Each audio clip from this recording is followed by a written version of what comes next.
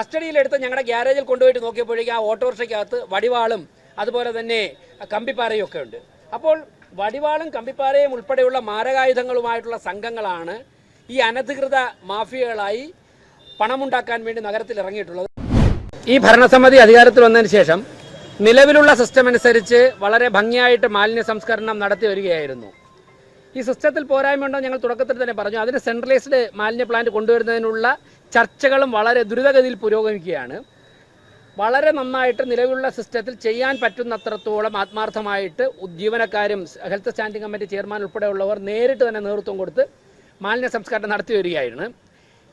ഈ സാഹചര്യത്തിൽ ഭരണസമിതിക്കെതിരെ മറ്റൊരു കുറ്റവും കണ്ടുപിടിക്കാൻ സാധിക്കാത്തത് കൊണ്ട് തന്നെ ചില മാലിന്യ മാഫിയകളെ ചിലർ പിന്തുണ കൊടുക്കുന്നുണ്ട്. മാലിന്യ മാഫിയകളെ രംഗത്തിറക്കിയിട്ട് നമുക്കറിയാം, മുൻകാലങ്ങളിൽ അനധികൃതമായി മാലിന്യം ശേഖരിക്കുന്ന, വലിയ പണം വാങ്ങിക്കൊണ്ട് ആശുപത്രികളിൽ നിന്നും അതോടൊപ്പം തന്നെ ഹോട്ടലുകളിൽ നിന്നും മാലിന്യം ശേഖരിക്കുന്ന ചില സംഘങ്ങൾ തിരുവനന്തപുരം നഗരത്തിൽ സജീവമായിരുന്നു.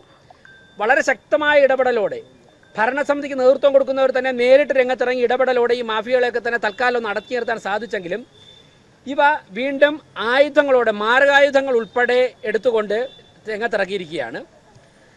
ഇന്നലെ കോർപ്പറേഷൻ ജീവനക്കാർ എല്ലാ ദിവസവും നിൽക്കുന്നത് പോലെ ഈ പ്രദേശങ്ങളിൽ സ്ക്വാഡ് ഉണ്ടായിരുന്നു.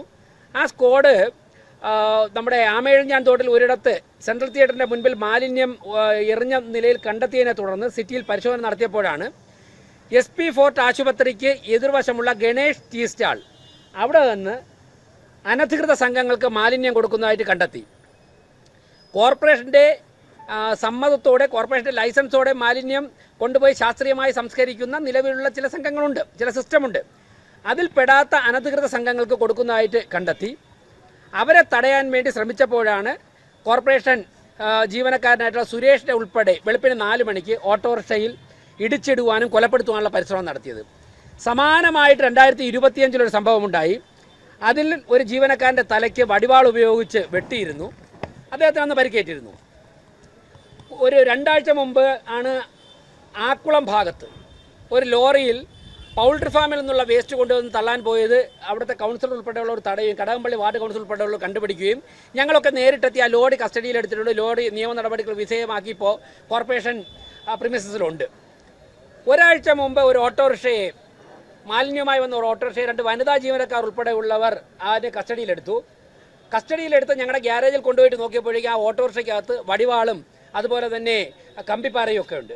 അപ്പോൾ വടിവാളും കമ്പിപ്പാരയും ഉൾപ്പെടെയുള്ള മാരകായുധങ്ങളുമായിട്ടുള്ള സംഘങ്ങളാണ് ഈ അനധികൃത മാഫിയകളായി പണമുണ്ടാക്കാൻ വേണ്ടി നഗരത്തിൽ ഇറങ്ങിയിട്ടുള്ളത്. ഇത് ഒരുപാട് കാലങ്ങൾക്ക് മുമ്പേ ഉള്ള തിരുവനന്തപുരത്തെ കീഴ്വഴക്കമായിരുന്നു. ഈ ഭരണസമിതി അധികാരത്തിൽ വന്നിട്ട് വളരെ ശക്തമായ നടപടികളുമായി ഞങ്ങൾ മുന്നോട്ട് പോയപ്പോഴേക്കും ഒരു പരിധിവരെയൊക്കെ തന്നെ ഇവർ പിൻവലിഞ്ഞിരുന്നു. ഇതിൽ ഞങ്ങൾ ഈ ഭരണസമിതി വന്നിട്ട് കസ്റ്റഡിയിലെടുത്ത ഒരു വാഹനവും വിട്ടുകൊടുത്തിട്ടില്ല. അപ്പോൾ ശക്തമായ നടപടികൾ സ്വീകരിച്ചു വരുന്നതിനാൽ വീണ്ടും ഈ സംഘങ്ങൾ സജീവമാവുകയാണ്. എന്തായാലും സിറ്റി പോലീസ് കമ്മീഷണറുമായിട്ട് സംസാരിച്ചിട്ടുണ്ട്. പോലീസ് ഇപ്പോൾ എത്തി മൊഴിയെടുത്തിട്ടുണ്ട്. ഇവർക്ക് സംശയമുള്ള ചില പ്രതികളെക്കുറിച്ച് പോലീസിനോട് പറഞ്ഞിട്ടുണ്ട്. ഞാൻ ഒരു കാര്യം മേയർ എന്നുള്ള നിലയ്ക്ക് പറയുന്നു, ഒരു പ്രതിയെയും വെറുതെ വിടാനോ നിയമത്തിൽ നിന്ന് രക്ഷപ്പെടാനോ അനുവദിക്കില്ല. അതോടൊപ്പം തന്നെ കോർപ്പറേഷൻ ഭരണസമിതിയുടെ തീരുമാനമനുസരിച്ച്, ജനങ്ങളുടെ ആഗ്രഹമനുസരിച്ച് മാലിന്യ നിർമ്മാർജ്ജനവുമായി ബന്ധപ്പെട്ട് പ്രവർത്തിക്കുന്ന ഡ്യൂട്ടിയുള്ള എല്ലാ ജീവനക്കാർക്കും കോർപ്പറേഷൻ ഭരണസമിതി പൂർണ്ണ സംരക്ഷണം നൽകും. ഇതിപ്പോൾ അക്രമത്തിൽ പരിക്കേറ്റ സുരേഷിന് ഏതൊക്കെ തരത്തിലാണോ നിയമപരമായി സാമ്പത്തിക സഹായം ഉൾപ്പെടെ ധനസഹായം ഉൾപ്പെടെ കോർപ്പറേഷൻ ചെയ്യാൻ സാധിക്കുന്നത് എന്ന് പരിശോധിച്ചിട്ട് കൗൺസിലിൽ ആവശ്യമാണെങ്കിൽ ചർച്ച ചെയ്ത് കൗൺസിൽ പാസ്സാക്കി സംസ്ഥാന സർക്കാരിൻ്റെ പെർമിഷൻ വാങ്ങണമെങ്കിൽ അതും വാങ്ങി ഞങ്ങളത് ചെയ്യും. കോർപ്പറേഷൻ സെക്രട്ടറിയോട് അതിൻ്റെ നിയമ നടപടികൾ ഒരു ഭാഗത്ത് മുന്നോട്ട് പോകുമ്പോൾ തന്നെ ജീവനക്കാരെ 100% സംരക്ഷിക്കുവാനുള്ള, എത്ര പണം ചിലവാക്കിയാലും സംരക്ഷിക്കുവാനുള്ള തീരുമാനവും കോർപ്പറേഷൻ കൗൺസിൽ എടുക്കുന്നുണ്ട്. അത് സെക്രട്ടറിയോട് അക്കാര്യങ്ങൾ അന്വേഷിക്കാൻ പറഞ്ഞിട്ടുണ്ട്. ഈ മാലിന്യം കൊണ്ടുപോയവരുടെ പേരുകളൊക്കെ ചർച്ചയ്ക്ക് വന്നിട്ടുണ്ട്. എനിക്ക് കിട്ടുന്ന വിവരം ഒരാളിനെന്തോ അറസ്റ്റ് ചെയ്തെന്നോ അയാളെ ട്രേസ് ചെയ്യുന്നു. അതെ.